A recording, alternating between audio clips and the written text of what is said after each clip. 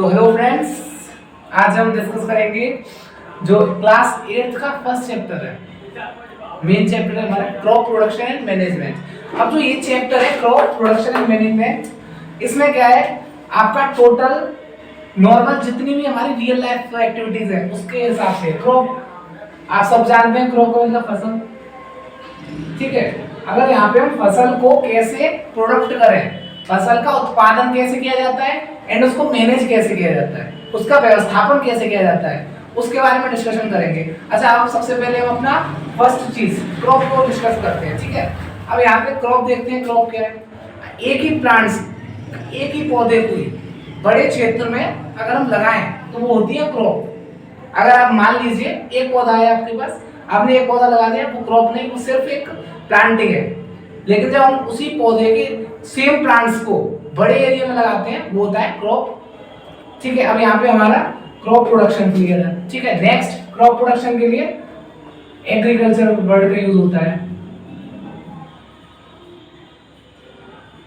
ठीक है। एग्रीकल्चर में कृषि।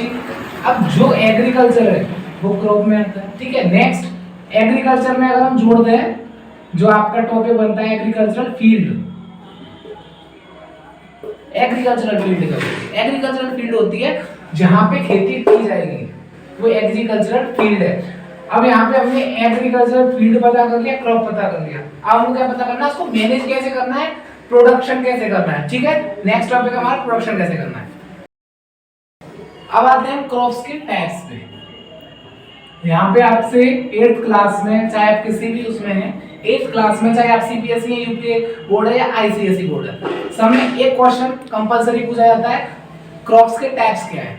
हमारे पास क्रॉप्स के टाइप्स है जैसे कैरियर्स क्रॉप। तो जो कैरियर्स क्रॉप है उसका काम क्या है, वो कैसी होती है, वो जितनी भी आपकी लंबी ग्रासेस हैं, लॉन्ग ग्रासेस, वो होती है कैरियर क्रॉप्स। लॉन्ग ग्रासेस में जितना भी आएगा आपका स्टार, और जिनसे हमको न्यूट्रिएंट्स मिल रहे हैं। न्यूट्रिएंट्स किससे मिलेंगे? व्हीट हो गया आपका, ठीक है, व्हीट, ये होती है कैरियर क्रॉप। नेक्स्ट आती है ऑयल क्रॉप्स। जिस क्रॉप से हमको ऑयल मिलता है वो होती है ऑयल क्रॉप्स, जैसे आपका मस्टर्ड, सनफ्लावर्स, ठीक है, ये होती है ऑयल क्रॉप्स। नेक्स्ट है आपके पास इंडस्ट्रियल क्रॉप्स। जिस चीज से, जिस क्रॉप से हमको पैसे मिले, हम उससे पैसे कमाएंगे, वो होती है इंडस्ट्रियल क्रॉप, ठीक है। नेक्स्ट है आपकी फाइबर क्रॉप। फाइबर क्रॉप क्या है, यहाँ पे मैं आपको स्पीड में बता रहा हूँ, आप टेलीग्राम चैनल पे जाइएगा, वहां पे आपको इसका पीडीएफ मिल जाएगा हमारा, ठीक है। अब यहाँ पे आती है इंडस्ट्रियल क्रॉप के बाद हमारा आता है फाइबर क्रॉप। फाइबर क्रॉप क्या है, जिससे हमको फाइबर प्राप्त होता है। फाइबर से हम बनाते हैं फैब्रिक। फाइबर से क्या बनाते हैं? फैब्रिक। अब फाइबर टू फैब्रिक होता है हमारा। अब यहाँ पे आपके कंप्लीट हो जाएगा। फाइबर से फैब्रिक कैसे बनता है? जो फाइबर है वो डायरेक्ट निकाला हुई चीज है। पेड़ों, जो पौधे होते हैं उनसे डायरेक्ट जो रेशे निकाले जाते हैं, जैसे कॉटन के प्लांट से कॉटन निकाला जाता है, ये डायरेक्ट जो होता है फाइबर। और फाइबर को जब हम इंडस्ट्री में यूज करके मटेरियल केमिकल्स का फैब्रिक बनाते हैं, मतलब कपड़ा बनाते हैं, वो होता है फाइबर टू फैब्रिक। तो यहाँ पे टाइप्स ऑफ क्रॉप्स हो गए। मेन टाइप्स ऑफ क्रॉप्स यही हैं जो आपसे पूछे जाएंगे एग्जाम्स में, ठीक है। हम नेक्स्ट आते हैं, टाइप्स ऑफ क्रॉप्स हम देखेंगे, ठीक है। तो टाइप्स ऑफ क्रॉप्स यहाँ पे कैसे देखते हैं, हम चार्ट वाइज लेंगे हर चीज को। मैंने आपसे पहले कहा चार्ट वाइज लीजिए, ठीक है। अब यहाँ पे हम चार्ट वाइज लेंगे। तो फर्स्ट होती है जिसमें कंफ्यूजन बनता है, खरीफ। खरीफ क्रॉप। सेकंड आती है हमारे पास रबी क्रॉप, और नेक्स्ट आती है हमारे पास लास्ट जायद क्रॉप, ठीक है। ये 3 क्रॉप्स आपको याद होनी चाहिए। अब इसमें 3 क्रॉप्स में क्या है, जो खरीफ क्रॉप है और रबी क्रॉप है, इसमें हमारा पड़ता है कि खरीफ क्रॉप कब उपजाई जाती है एंड रबी की फसल कब उपजाई जाती है, ठीक है। तो खरीफ जो होती है ये कब उपजाई जाती है? सब हमारा जो मंथ है जून से लेके जून टू अक्टूबर, ठीक है। जून से लेके अक्टूबर तक जितनी भी फसल उपजाएंगे वो सब खरीफ में जाएंगे, ठीक है। नेक्स्ट आता है रबी। अब रबी क्या है, हमारा अक्टूबर तो हो गया, ठीक है, अक्टूबर तक की। लेकिन अक्टूबर से लेके मार्च तक की जितनी भी क्रॉप है, मतलब समथिंग हमारा विंटर सीजन। विंटर सीजन में आती है रबी एंड समर सीजन में आता है खरीफ, ठीक है। अब यहाँ पे ये क्लियर। अब बची आपकी जायद। आपको 90% बच्चों को यही पता होता है कि खरीफ क्रॉप क्या है, रबी क्या है। जायद की क्रॉप किसी को पता ही नहीं। तो जो जायद क्रॉप है वो होती है हमारी मार्च टू जून, मतलब बीच का सीजन। रबी और खरीफ के बीच में जितना भी हमारा गैप बचता है उसमें आ जाती है जायद क्रॉप। ठीक है, इज दैट क्लियर? कोई भी डाउट है आप कमेंट बॉक्स में कमेंट करके हमें बताइएगा, नेक्स्ट हम उस पर आपकी वीडियो ले लेंगे। ठीक है, तो हमारा नेक्स्ट टॉपिक है एग्रीकल्चरल प्रैक्टिसेस। अब एग्रीकल्चरल प्रैक्टिसेस आप जितने भी बच्चे, सबसे पहली बात तो आप सब जमीन से जुड़े हुए हो, ठीक है, और जिनके फादर या ग्रैंडफादर फार्मिंग से जुड़े हुए हैं वो तो यूं मान लीजिए बहुत जल्दी समझ जाएंगे। तो जो एग्रीकल्चरल प्रैक्टिसेस है इसका आप ज्यादा कठिन मत समझिए, बहुत सिंपल है। आपको करना क्या है इसमें ये बताया था, आपको करना क्या है, आपको बस इतना बताना है कि खेती की कैसे जाती है। तो इसमें फर्स्ट टॉपिक हम लेते हैं, अगर हमको एक लैंड पे फार्मिंग करनी है सबसे फर्स्ट टॉपिक क्या है, सॉइल प्रिपरेशन। जब तक मिट्टी तैयार नहीं होगी ना आप उसमें बीज बो सकते हो ना पानी लगा सकते हो। सबसे पहला आता है soil preparation.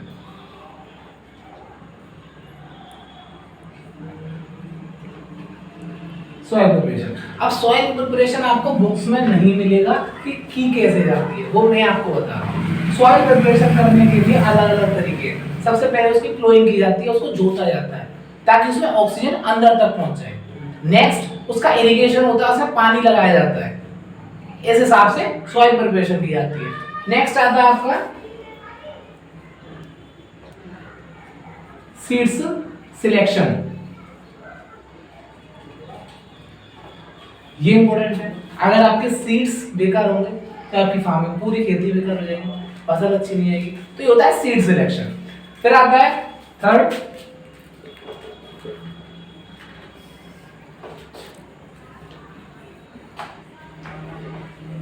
Sowing of seeds.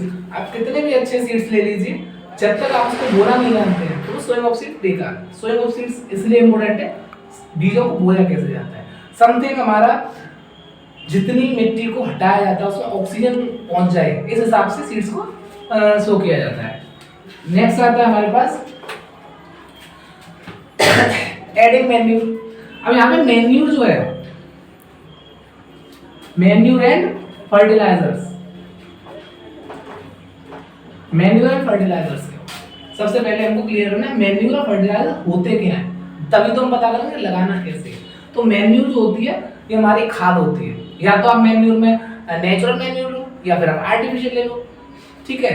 और नेक्स्ट आता है फर्टिलाइजर्स। फर्टिलाइजर्स क्या होते हैं, फर्टिलाइजर्स केमिकल्स होते हैं जिससे आपकी जो ग्रोथ है वो इंक्रीज होती है, ठीक है। तो मैन्यूर एंड फर्टिलाइजर्स, इसके बिना खेती करना वेस्ट है क्योंकि आपकी होगी नहीं, जो वहाँ के कीड़े हैं वो खा जाएंगे। नेक्स्ट वो ग्रोथ नहीं होगी, उसमें जितने भी हार्मोन्स की कमी होती है वो फर्टिलाइजर्स ही पूरा करते हैं, ठीक है। नेक्स्ट टॉपिक पे आते हैं,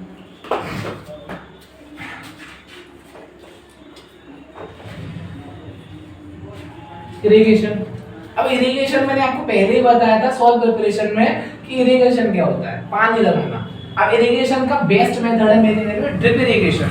drip irrigation is the best method. इसमें आप इरिगेशन में आप बहुत तरीके हैं, कुछ लोग ड्रोन से पानी लगवाते हैं, कुछ लोग फव्वारे से पानी लगवाते हैं, तो ड्रिप इरिगेशन बेस्ट है, ठीक है। नेक्स्ट आता है वीडिंग।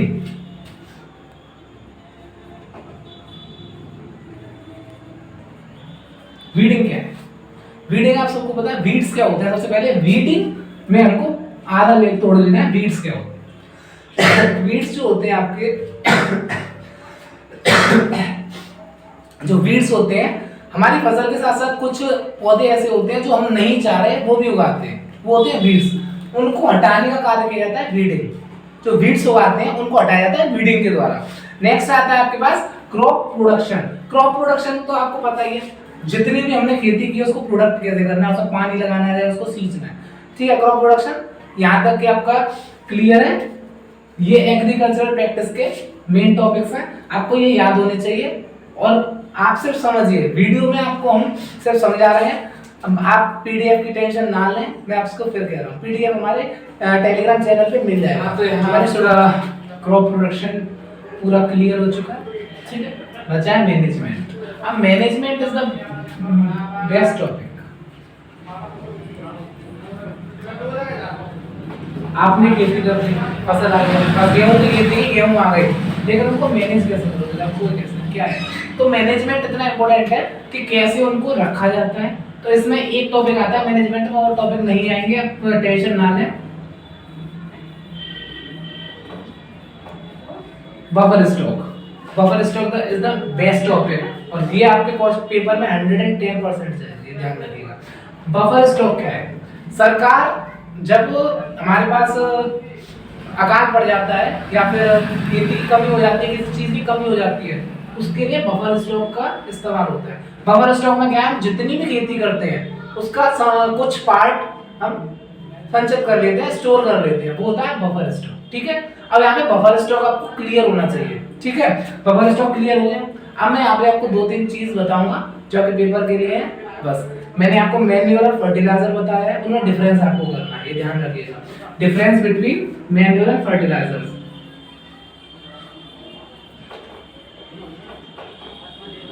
ठीक है, मैन्यूअल एंड फर्टिलाइजर्स में डिफरेंस पता होना चाहिए, और कोई प्रॉब्लम नहीं है, आप जाइएगा टेलीग्राम चैनल से इसका पीडीएफ लीजिएगा। ओके, देन आप पढ़िए, कोई दिक्कत नहीं है। आगे हम नेक्स्ट वीडियो इसकी 1-2 दिन में रिलीज करेंगे, आपको मिल जाएगी। सब्सक्रिप्शन लें चैनल का, जिससे हमारी आने वाली जितनी वीडियो है तो आपके पास सबसे पहले पहुंचे।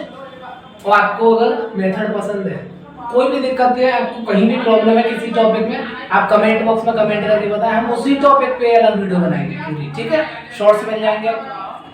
धन्यवाद।